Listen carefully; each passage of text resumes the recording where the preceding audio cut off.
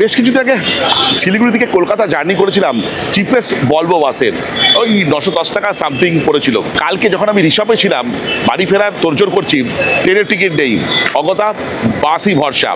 সেক্ষেত্রে রেড বাসে সোয়াইপ করছিলাম যে চিপেস্ট ভাড়া কোনটা। তখন করতে করতে আমি রায়পুর ক্রুজারের ভলভোর হদিশ পেলাম। এই বাসটা নয় কিন্তু, সেটা ছিল সিটার বাস। তো আমি টিকিট চটপট কেটে ফেলি। টিকিটের দাম পড়ে 850 সামথিং, মোটামুটি 900 টাকার মধ্যে সব কিছু মিটে যায়। আজকে সকালবেলা যখন আমাকে রায়পুর থেকে ফোন করে যে ওই বাসটা ক্যান্সেল হয়েছে, সেক্ষেত্রে আপনাকে যাত্রা করতে হবে স্লিপার বাসে। আমি আগে বহুবার বলেছি যে স্লিপার বাসে আমার একটু সমস্যা হয়, কিন্তু কিছু করার নেই। আমার সঙ্গে এবার সহযাত্রী রনির আবার স্লিপার বাস খুব পছন্দ। ভগবান বোধহয় কোথাও রনির ইচ্ছেকে মান্যতা দিতেই ওই বাসটা ক্যান্সেল করে। আর আজকে আমাদের যাত্রা হতে চলেছে এই রায়পুর ক্রুজারের স্লিপার বাসে, যেটা টিকিট মোটামুটি ওই 1200-1300 টাকা এবং রেড বাসে ট্যাক্স মিলিয়ে প্রায় 1400 টাকার কাছাকাছি। ইভেন শুধু তাই নয়, অন্যান্য যে বাস অপারেটর আছে তাদের এই স্লিপার বাসে যাত্রা করলে ভাড়া পড়ে শিলিগুড়ি থেকে 1400-1500 টাকা রেড বাস থেকে। যাই হোক, সেসব তথ্য তো আমি দেবো এবং আমার ভ্রমণের অভিজ্ঞতাও শেয়ার করব আজকে এই ব্লগে। আর আমি খুব ভাগ্যবান যে আমি আজকে যাদের সঙ্গে আজকে এই বাসে যাত্রা করতে চলেছি, তাদের কেউ কেউ আমার সঙ্গে পূর্ববর্তী যাত্রায় অংশীদার ছিলেন। মানে যখন দীঘা গেছিলাম রায়পুর ক্রুজারে, তখন তারা আমার সেই যাত্রার অংশীদার ছিলাম, রাদার আমি তাদের সঙ্গে সেই যাত্রার অংশীদার ছিলাম।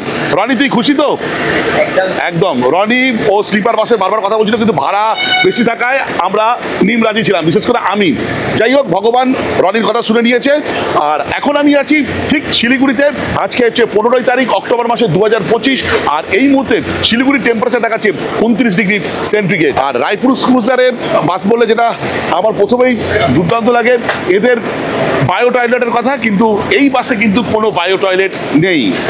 আচ্ছা, আগে আমি একটু ইন্টেরিয়রটা একটু আপনাদের সঙ্গে শো করছি, তারপর এক্সটেরিয়রটা আপনাদের সঙ্গে তুলে ধরবো। ইন্টেরিয়রটা একবার জাস্ট তুলে ধরি। সেটা হচ্ছে, দেখুন, এদিকে দুটো বার্থ আর এদিকে সিঙ্গেল বার্থ। দুদিকেই ম্যাসিভ ম্যাসিভ উইন্ডো আছে, যেটা এমার্জেন্সি এক্সিট হিসেবেও মান্যতা দেয়। আচ্ছা, যেটা দেখা যাচ্ছে যে প্রত্যেকটা বার্থের এখানে দেখুন হেডরেস্ট আছে, ব্যাক রেস্ট আছে, পিলো দেওয়া আছে, আর এখানে ব্যাগ দেওয়া আছে, ব্যাগের মধ্যে হয়তো কিছু গুডিজ আছে, হেডফোন প্রোভাইড করছে, আরও কিছু দিচ্ছে। যদি আমি আমার বার্থে যাই সেটা আমি তুলে ধরবো। আচ্ছা, একটু জাস্ট দেখাই। দেখুন, দুর্দান্ত লাগছে, টপ নচ একদম। এসি ফুল ফর্মে চলছে, দুর্দান্ত, কোনো কথা হবে না। আর লাস্ট বার্থে যদি চলে যাই, এখানে দেখুন একটা স্টেয়ার মতন আছে অল্প করে, ঠিক আছে? এখানে গিয়ে আপনি এই বার্থটা, এখানে আছে সিসিটিভি ক্যামেরা। আর একটু খেয়াল রাখবেন, যেখানে বার্থগুলো দেখুন ওপর দিকে লেখা আছে বা মেনশন করা আছে। আর কতটা ভালো লাগছে জাস্ট একবার দেখুন, দুর্দান্ত। আমি আমার বার্থে গিয়ে আরও বিস্তারিত তুলে ধরবো কি সুযোগ সুবিধা আছে, এবং এই যে যেখানে আমাদের বার্থে আছে গদিগুলো, সেগুলো কতটা কমফোর্টেবল সেটাও আমি তুলে ধরবো।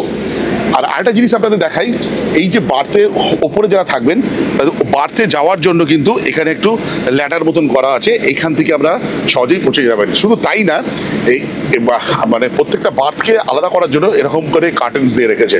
এই ফ্যান্টাস্টিক। আর মোটামুটি বুঝতেই পারছেন, আমার ব্যাকগ্রাউন্ডটা দেখুন, দারুণ লাগছে। আর পুরো যেটা সিটার বাসে থাকে আর স্লিপার বাসের মধ্যে আমি পার্থক্যটা যেটা দেখি, সেটা হচ্ছে পুরো ব্যাপারটাই, মানে যে এখানে আমাদের পাইলট থাকে, যে পাইলটের কেবিন, আর যেখানে হচ্ছে আমাদের বার্থ কেবিন, পুরো জায়গাটাই পুরো আলাদা দরজা দিয়ে পুরো ডিফারেন্সিয়েট করা থাকে। একটু জাস্ট আপনাদের ফ্রন্ট সেগমেন্টটা দেখাই। দেখুন, এখানে দেখতে পাচ্ছি ভলভোর ব্যাজিং, এই, আর নিচে আছে রায়পুর ক্রুজারের ব্যাজিং।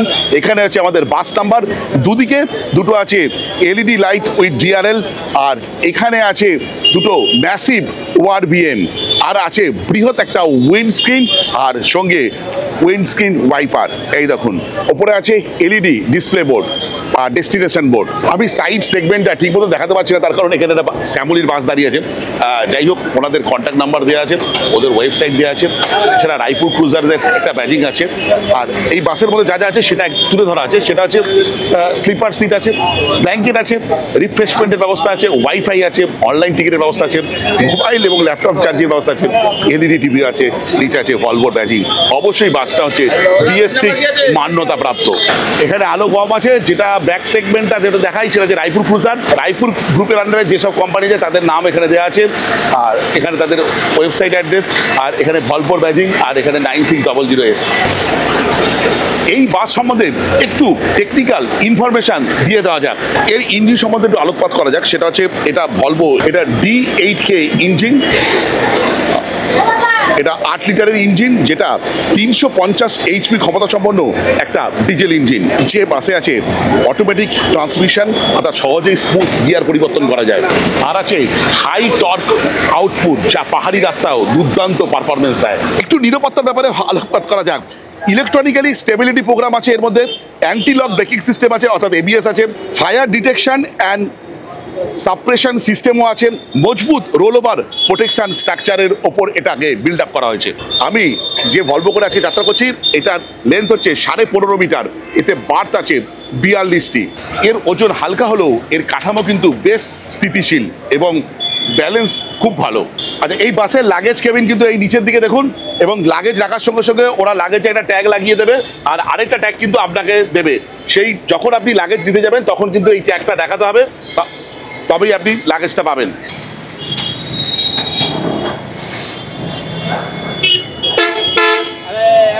আর রনি এখানে উঠে প্রথমে কি করছিস? ও আমার ইউটিউব চ্যানেল খোঁজার চেষ্টা করছে, বলে স্যার আপনার চ্যানেল দেখবো। এর আগে আমি আগে একবার বললাম, এর আগেই একবারই আমি মাত্র স্লিপারে জার্নি করেছি, সেটা হচ্ছে ইজি রাইড। যখন ইজি রাইড প্রথম এসেছিল 2024-এর ফেব্রুয়ারি মাসের দিকে, তখন ফার্স্ট টাইম আমি জার্নি করেছিলাম। সেই ভিডিওটা আপনারা কম বেশি সবাই ভালো পছন্দ করেছিলেন। আর সেবারও আমি জার্নি করেছিলাম এই স্লিপারে। আর প্রত্যেক বার্থের সঙ্গে ইন্ডিভিজুয়াল LED টিভি দিয়েছিল সেবারই প্রথম। আমার দিকে আমি কিছু করছি না, ও রনি করছে। আর হাত ব্যথা করছে বলছে। আমাদের বার্থের একটু সুযোগ সুবিধা সম্বন্ধে একটু আলোকপাত করা যাক। সেটা হচ্ছে এসি ভেন্ট দুটো করে। দেখুন এখানে একটা এসি ভেন্ট আছে, পায়ের কাছে একটা এসি ভেন্ট আছে, দুদিকে দুটো তো LED মনিটর আছে বা টিভি আছে। আর যথারীতি রনি ওর এসি ভেন্টটাকে বন্ধ করেছে, ওর নাকি ঠান্ডা লাগছে। আচ্ছা, যেটা বলার সেটা হচ্ছে এই যে LED টিভিটা আছে, এটাকে কন্ট্রোল করার জন্য যে কন্ট্রোল প্যানেল আছে বা সুইচ আছে এখানে আছে। আচ্ছা রনি, তুই এটা কি লাগিয়েছিস? হেডফোন। কিছু শুনতে পাচ্ছিস? চালাইনি, খুব ভালো কথা। আচ্ছা, ওই দিকে আছে এমার্জেন্সি এক্সিট, দেখিস ওই দিক দিয়ে বেরিয়ে যাস না। আচ্ছা, ওই ব্যাগের মধ্যে আবার কি দিয়েছে দেখি, বের কর দেখি। ব্যাগটা কি বাড়ি নিয়ে যাবি নাকি? জিনিসপত্রগুলো নিয়ে ব্যাগটা রেখে যাস। দেখ, ছেলেরা কমার্স পড়ছে, ওই অ্যাকাউন্টেন্সি বই ঠই নিয়ে যাওয়ার কাজে লাগবে। ঠিক আছে, দেখ জলের বোতল দিয়েছে 500 ml, অবশ্যই বিসলেরি। আচ্ছা, এটা আবার কি দিয়েছে? গরম ক্যাম্পা, ভারতের কোম্পানি, বিশুদ্ধ। আচ্ছা, 50-50। আচ্ছা, আর দিয়েছে প্রভুজি চিপস। বাহ, খুব ভালো। মশালা মাস্তি খেয়েছো কোনোদিন? বাহ, আমি কোনোদিন খাইনি। যাই হোক, আর কি দিয়েছে? আর দিয়েছে হচ্ছে এখানে দেখতে পাচ্ছি ব্ল্যাঙ্কেট, যেখানে রায়পুর ক্রুজারের লোগো করা আছে। আচ্ছা, আর এখানে এটা আমার ব্যাগ, সবাই জেনে। আচ্ছা, আমি দেখুন এখানে হেলান দিয়ে আছি, যেটা আছে রনির দিকটা দেখাই, যেটা রনির দিকে আছে সেটা আমার দিকেও আছে। এটা হচ্ছে ব্যাক, এটা হচ্ছে হেড রেস্ট, আর এখানে হচ্ছে ব্যাক রেস্ট, পিলো দিয়েছে। আর এখানে যে গদিটা দিয়েছে না, গদিটা বেশ আরামদায়ক এবং মোটা, ভালো লাগছে বেশ, তাই না? আর কিছু কারোর সঙ্গে তুলনা করবে না। যাই হোক, আর এখানে এই লাইটগুলো আছে, লাইটগুলো বন্ধ করতে হলে কি করতে হবে? কোন সুইচটা? এইটা নাকি? এটা বন্ধ, এটা বন্ধ, ব্যাস। এই যে লাইট বন্ধ, এইটা জ্বালাবো না, এইটা জ্বালিয়ে রাখি, চোখে লাগছে বড্ড। এখন দেখুন টেম্পারেচার 26 ডিগ্রি থেকে শুরু করেছিল, হয়ে গেছে 24 ডিগ্রি সেন্টিগ্রেড। এখন এই মুহূর্তে ভেতর টেম্পারেচার দেখাচ্ছে 24 ডিগ্রি সেন্টিগ্রেড। যাই হোক, আর বাইরেটা দেখাই সদা ব্যস্ত শিলিগুড়ি শহর। ইউটিউব শুরু করার পর থেকে এই শিলিগুড়ির শহরের সঙ্গে আমার যোগাযোগ যেন আরো নিবিড় হয়ে যাচ্ছে দিন পর দিন। কিন্তু যেটা আমাকে পীড়া দেয় এখানকার জ্যাম। রনি অবশেষে সফল, রনি সফলতা অর্জন করেছে। ও আমার এই যে দেখুন ভাইজ্যাকের ভিডিও চালিয়ে দিয়েছে। দেখুন, এই দেখুন আমি শুয়ে পড়েছি, রনি আমাকে আলাদা করে দিয়েছে, বলে স্যার কোনো সম্পর্ক নেই। এই দেখুন রনি আলাদা করে দিয়েছে, রনি বলছে কোনো সম্পর্ক নেই স্যার, এখন আপনি আপনার মতন যান, আবার কথা 1 নম্বরে গিয়ে হবে। বলনি, বলনি? হ্যাঁ, ঠান্ডা লাগছে। আমি এরকম বাসে যাই না, আমি বর্ষা বাসে যাই। ভগবান ওর কথা শুনে নিয়েছে, জানেন না? ও বারবার বলছিল স্যার সোয়া বাসে যাবো, সোয়া বাসে যাবো। এই তখন আমি শুয়ে শুয়ে ভিডিও করছি এখন। তবে বেশ মজা হচ্ছে কিন্তু, যাই হোক। কিন্তু বালিশটা উঁচু হলে ভালো হতো, বালিশটা একদম নিচু। এরকম ভালোই যাত্রা করছি আমরা। আমি শুয়ে পড়েছি আর রনি আমার ভিডিও চালিয়েছে, কিন্তু এখন নেটওয়ার্কের অভাবে বাপারিং হয়েই যাচ্ছে দেখুন। আচ্ছা, পেস সম্বন্ধে যদি বলা হয় সেটা হচ্ছে রনি কিন্তু আমার থেকে লম্বা। রনি, তোর কোনো অসুবিধা হচ্ছে হাইটের দিক দিয়ে? একটু দেখা হাইটে কতটা মোটামুটি। আচ্ছা, রনি শুয়ে পড়েছে, এই যে রনি শুয়ে পড়েছে। কোনো অসুবিধা হচ্ছে? কোনো অসুবিধা হচ্ছে, ঠিক আছে। এবার উঠে বস, উঠে বস, বস বস, বসে একবার দেখা। আমার থেকে রনি লম্বা বলে রনি কোনো মাথার ঠেকছে না তো? কতটা ফাঁক থাকছে দেখা। পিছনে গেলে তখন হ্যাঁ, পিছনে যা। কতটা ফাঁক থাকছে মোটামুটি? তোর হাইট কত বল? 6। ও, রনির হাইট প্রায় 6 ফুটের কাছাকাছি, কিন্তু আমার হচ্ছে 6 ফুট না, ওই 5 ফুট 9-10 হবে, তাই তো? হ্যাঁ ওরকম হবে তো মোটামুটি। কোনো অসুবিধা হচ্ছে না তাই তো হাইটের দিক দিয়ে? ভালো, ফ্যান্টাস্টিক। যেতে যেতে শুয়ে শুয়ে যেতে যেতে একটু ইনফরমেশান দেওয়া যাক। এই বাসের 4টে সাধারণত বোর্ডিং পয়েন্ট আছে। সেটা হচ্ছে যেখান থেকে আমি উঠলাম তেনজিং নর্গে যে সেন্ট্রাল বাস স্ট্যান্ড আছে, এটা হচ্ছে শিব মন্দির। দেখুন এই যে শিব মন্দির বাস স্টপ, তারপর হচ্ছে বাগডোগরা, আচ্ছা, তারপর হচ্ছে ইসলামপুর বাইপাস এটা। আর ড্রপিং পয়েন্ট কী কী আছে? ড্রপিং পয়েন্ট আছে হচ্ছে কৃষ্ণনগর, বারাসাত কলোনি মোড়, মধ্যমগ্রাম, তারপর হচ্ছে বিরাটি মোড়, কলকাতা এয়ারপোর্ট, বাগুইহাটি, এসপ্ল্যানেড এবং রবীন্দ্র সদন। আমাদের যে রুটটা আমরা আজকে ফলো করবো সেটা হচ্ছে শিলিগুড়ি, ইসলামপুর, রায়গঞ্জ, মালদা, কৃষ্ণনগর এবং কলকাতা। ও এই যে চিপস, ভালো খেতে চিপসটা। আমার সঙ্গে যাত্রা করছিস বলে এ যাত্রায় মাত্র 850 টাকায় স্লিপারে যাত্রা করতে পারছিস।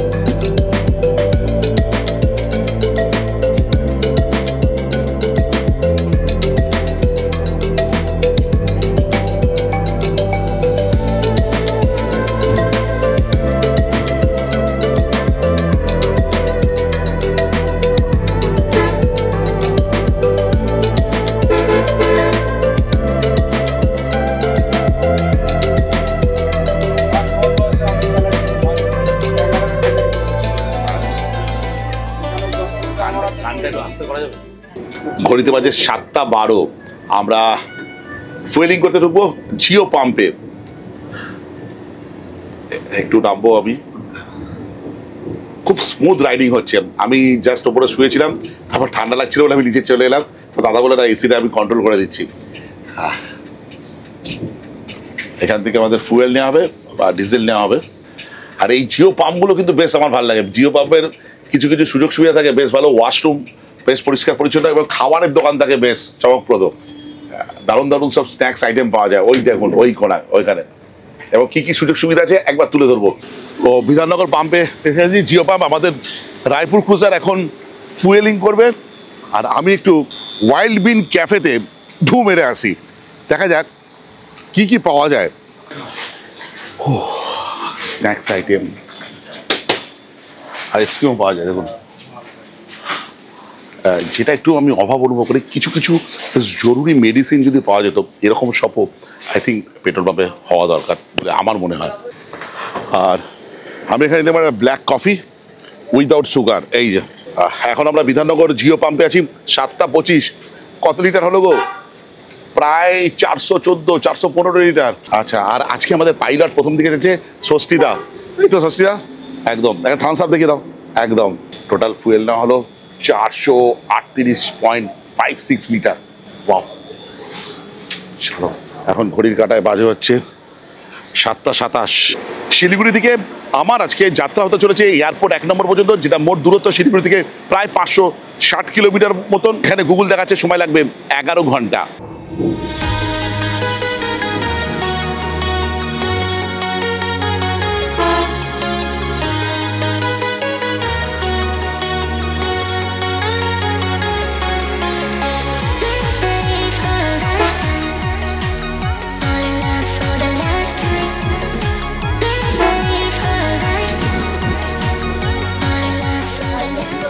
আমরা এখন যাচ্ছি NH-27 ধরে তালখোলার কাছে গিয়ে এই NH-27 থেকে আমরা উঠবো NH-12-এ। আর কখনো কখনো স্পিড প্রায় 80-র কাছাকাছি উঠছে, আবার কখনো কখনো নেমে যাচ্ছে। তার কারণ রাস্তার কন্ডিশন বর্ষা পরবর্তী ক্ষেত্রে খুব একটা ভালো নয়। ট্রেনের ভিডিও করতে গিয়ে বা ট্রেনের ব্লগ করতে গিয়ে বেশিরভাগ সময় আমার দরজার কাছেই কেটে যায়, এসির টিকিট কেটেও এসির সুবিধা পাই না। ঠিক সেরকম বাসের ভিডিও করতেও অনেক সময় আপনাদের রাস্তা দেখাতে, বিভিন্ন ইনফরমেশন দিতে এই আমি এখানে বসে রয়েছি, আপনারা দেখতে পাবেন অন্ধকারে। যাই হোক,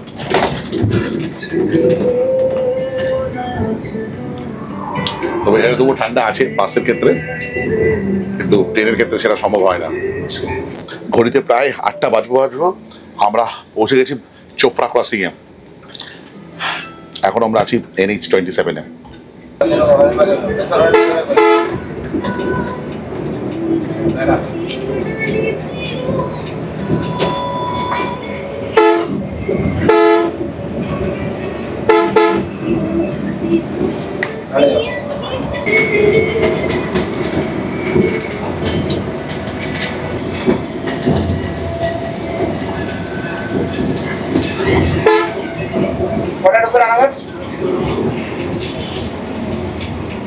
আচ্ছা, তোমার টাইম কটা আছে রান্নাঘরে? টপ ক্লাস, একদম টপ ক্লাস। এটা বলবো, আরে বাবা, ভলভো ট্রাক যাচ্ছে দেখুন, এই দেখুন, দারুণ ব্যাপার, ভলভো ট্রাক যাচ্ছে।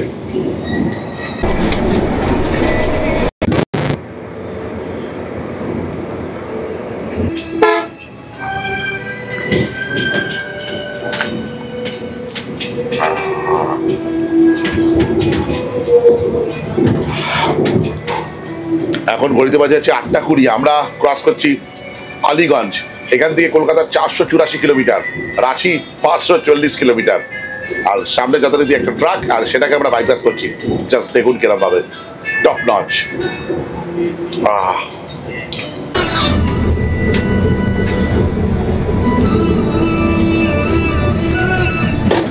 ঘড়িতে বাজে 8টা 43। এখন আমরা পৌঁছে গেছি কিষানগঞ্জে। শিলিগুড়ি থেকে আমরা মোটামুটি 106 কিলোমিটার যাত্রা অলরেডি সম্পন্ন করেছি। এখান থেকে ডালখোলা বাকি আর 32 কিলোমিটার মতন, যেখানে গুগল সময় দেখাচ্ছে প্রায় 47 মিনিট মতন সময় লাগবে আমাদের।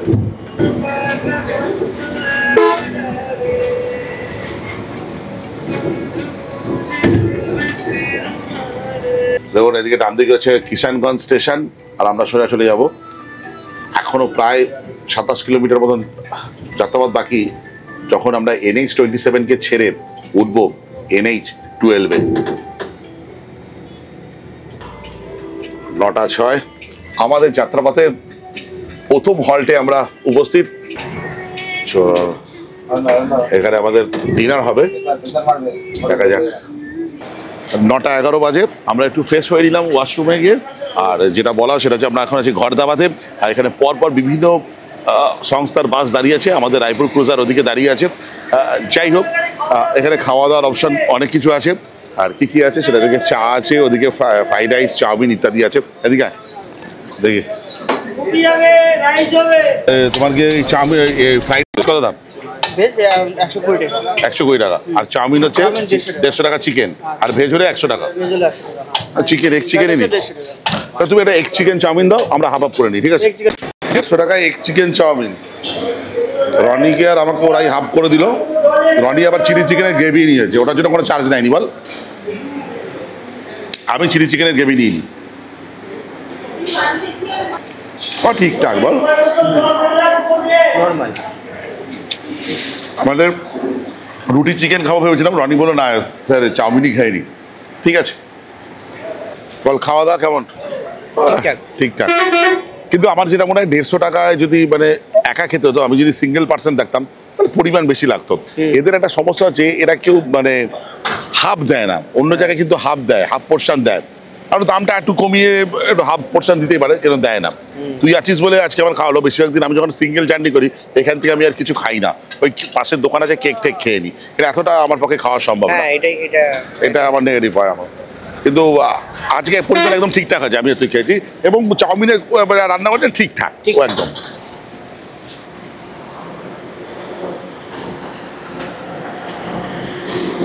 ঘরদাবা থেকে আমরা বেরিয়েছি 9:39 বাজে। আপাতত যেটুকু জার্নি হয়েছে আমি একদম ঠিকঠাক দুর্দান্ত জার্নি হয়েছে। চলো আমি উঠে পড়ছি তাহলে। আমরা একটু পরেই ডালখোলা থেকে আমরা ধরবো NH-12। 9:41 বাজে আমাদের বাস ছেড়ে দিয়েছে। এখনো পর্যন্ত যেটুকু অভিজ্ঞতা সেটা হচ্ছে খাওয়া দাওয়া এখানে যেটা করলাম ঠিকঠাক। আর বাস সম্বন্ধে যদি বলতে হয়, স্টাফদের ব্যবহার কিন্তু বেশ ভালো। কেননা দেখলাম যখন বাসটা ছাড়লো শিলিগুড়ি থেকে, ছাড়ার পরে পরে কিছুক্ষণ পর একজন দাদা আছেন অ্যাটেন্ডেন্ট, উনি সবাইকে গিয়ে জিজ্ঞেস করছেন কোনো অসুবিধা হয়নি তো, বা কোনো প্রবলেম হলে আমাদের বলুন। তো এটা দেখলাম। 2 নম্বর হচ্ছে সবাই সব কিছু পেয়েছেন কিনা, মানে স্ন্যাক্স থেকে জলের বোতল থেকে সব কিছু পেয়েছেন কিনা সেটা। 3 নম্বর, এখান থেকে যখন বাস ছাড়লো বারবার করে চেক করা হচ্ছিলো যে সবাই বাসে বোর্ড করেছেন কিনা, এইগুলোই। আর এসি ঠিকঠাক ঠান্ডা হচ্ছে, পরিষ্কার পরিচ্ছন্ন, ব্ল্যাঙ্কেট ঠিকঠাক, কোনো অসুবিধা নেই। কিছুক্ষণ পর ডালখোলা থেকে আমরা উঠে যাব NH-12-এ, আর তারপর যাত্রা চলতে থাকবে। আমি একটু শুয়ে পড়ি, আমার ভালো লাগছে না শরীর, তার কারণ আমি আজকে খুব ভোর ভোর উঠেছিলাম রিসর্টে টাইম ল্যাপস নেওয়ার জন্য। যাই হোক, একটু শুয়ে পড়ি, তারপর পরবর্তী আপডেট আরও দেবো ভিডিওতে। চলুন।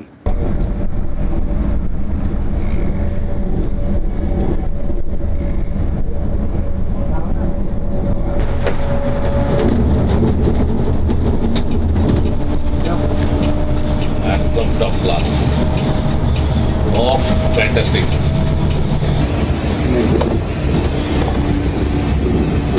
রাত 12:30, বিনিদ্র অবস্থায় এখনো ব্লগ চালিয়ে যাচ্ছি। এখন আমরা অতিক্রম করছি ফরাক্কা ব্রিজের উপর দিয়ে। সামনে দুটো 9600 আছে, সামনে আছে শ্যামলী, তারপর ব্লু হোয়েল, তারপর আমাদের রায়পুর ক্রুজার। ঘড়িতে বাজে এখন প্রায় 1:30, আর আমরা এখন প্রবেশ করতে চলেছি আয়রন ব্রিজে। এই ব্রিজ সম্বন্ধে অনেক কিছু কাহিনী আছে, অনেক কিছু শোনা যায়, কিছু কিছু আনন্যাচারাল। Wow, fantastic. তো আমার সঙ্গে আজকে নরেন্দা আছে। নরেন্দা আজকে আমাদের পাইলট। এই জাস্ট আয়রন ব্রিজে আমরা প্রবেশ করছি। Wow, top class.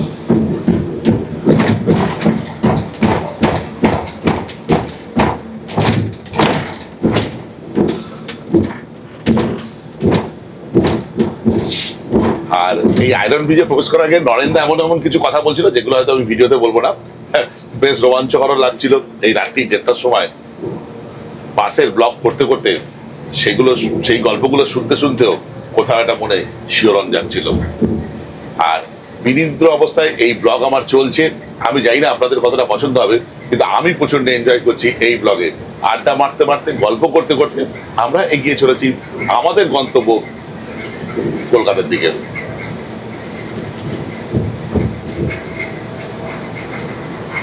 আর আবারও বাসের ভিডিও করার উদ্দেশ্য আমার এই নয় যে আপনাদের বলবো যে ট্রেন যাত্রার বিকল্প বাস যাত্রা, কখনোই না। যার যেটা ভাল লাগে সেটা যাত্রা করবেন, সেটা আপনাদের ব্যক্তিগত ব্যাপার। আমি ট্রেন যাত্রার ভিডিও বানাই, বাস যাত্রার ভিডিও বানাই। আসলে কথা, ট্রাভেলিংয়ের ভিডিও বানাতেই আমার প্রচণ্ড ভালো লাগে।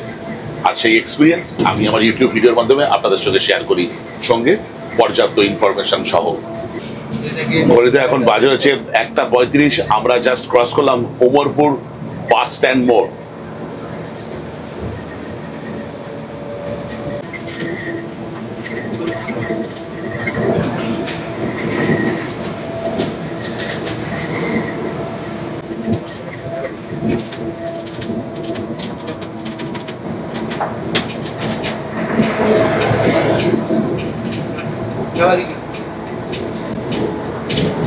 একদম টপ ক্লাস।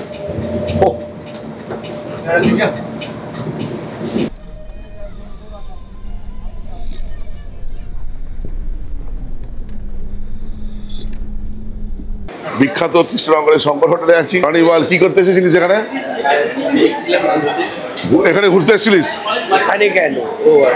জোরদার ঘুমিয়েছি। কি ঘুমোচ্ছে, বাপরে বাপ, বিশাল ঘুমোচ্ছে। আমি তো এদিক এদিক এরকম করে ঘুম ভেঙে যাচ্ছে বারবার, আর বিশাল ঘুমোচ্ছে। আমি 2টো পর্যন্ত, 2:30 পর্যন্ত জেগেছিলাম। যাই হোক, আমার চশমাটা আমি রেখে এসেছি বাসে, আবার রেখে না চলে যাই। বাপরে বাপ, চশমা রেখে এসছি ওখানে। যাই হোক, আচ্ছা চলো, এখানে খাও, বিভিন্ন মিষ্টি আছে। কি খাবি বল? মিষ্টি খাবি? ট্রাই করবি?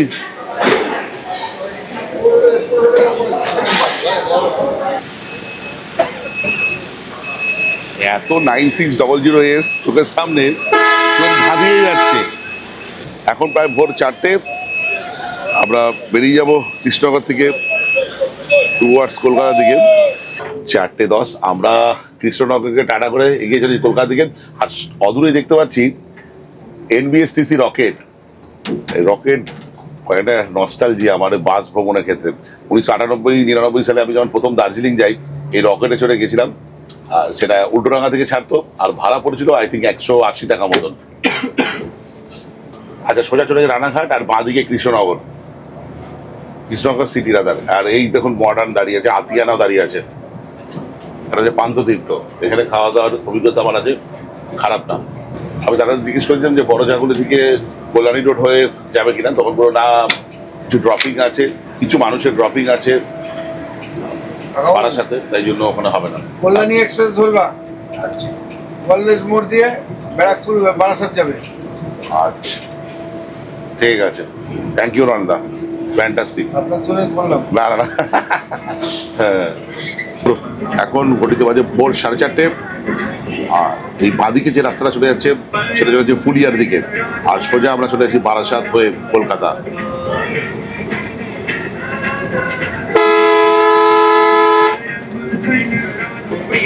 এখন বাজে হচ্ছে ভোর প্রায় 4:38। আমরা পৌঁছে গেছি রানাঘাট। এখান থেকে কল্যাণী মোড় ওই 24 কিলোমিটার মতন।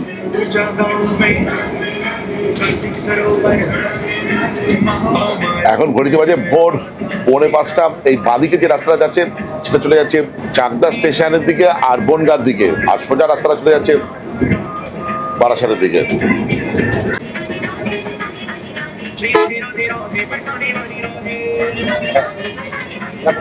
হ্যাঁ, প্রায় 5টা বাজে। আমরা এখন জাগলি টোলে, বা অন্যভাবে বললে কল্যাণী টোল।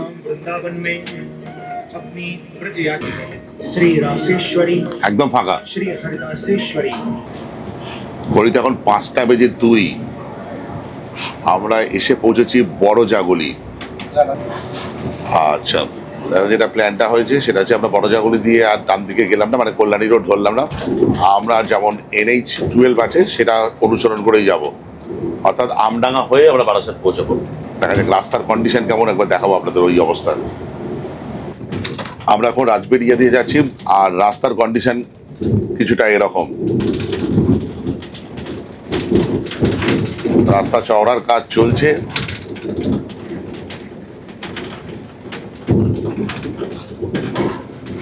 রাস্তার হাল তো বেহাল ছিল, এই ভরা বর্ষায় আরো বেহাল হয়ে গেছে।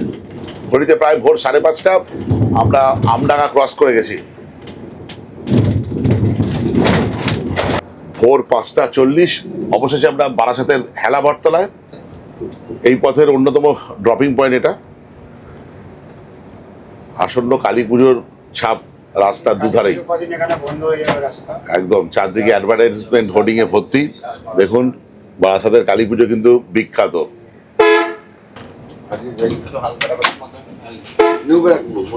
মধ্যমগ্রাম কেউ নামবে না তো?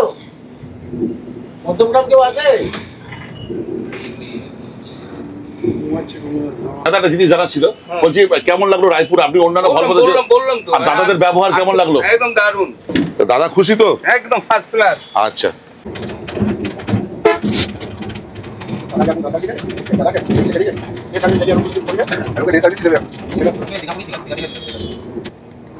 ছটার সময় পৌঁছে গেলাম। দারুণ,